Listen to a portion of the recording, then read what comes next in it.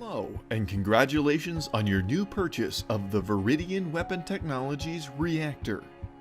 Today we will show you how to properly install this unit on your firearm. We will be installing this model on the Ruger LCP-2.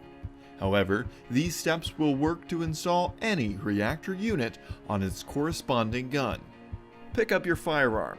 Keeping the firearm pointed in a safe direction, remove the magazine. Then, open the action.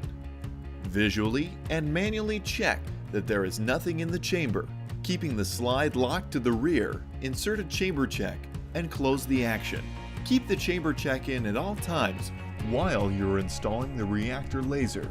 After unboxing your Viridian Reactor, make sure you have the following items: the reactor unit, 4 1/3 N batteries, a windage and elevation adjustment tool, a housing screw removal tool, and a warning sticker unless your unit is a reactor tactical light or RTL, and an ECR instant-on equipped holster.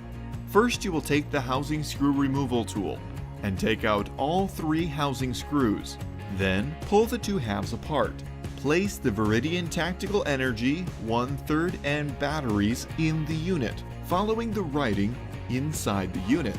This contact says negative, so the negative side will face down into the contact.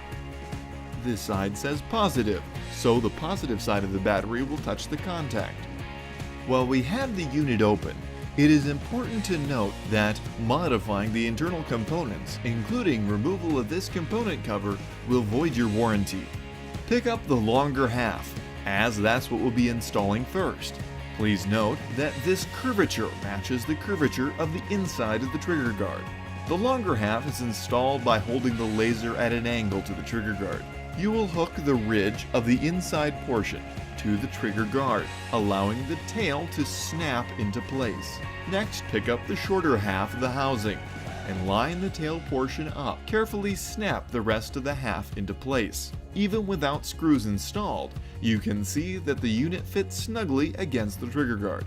Finally, add the 3 housing screws back into the unit using the housing screw removal tool. Use caution to avoid over-tightening and stripping the screws. Please note that on the LCP and LC9 models, one of the screws is smaller. It is important to put the smaller screw in the bottom hole to prevent damaging the unit. Give your button a push and get ready to take aim. Your reactor unit is installed.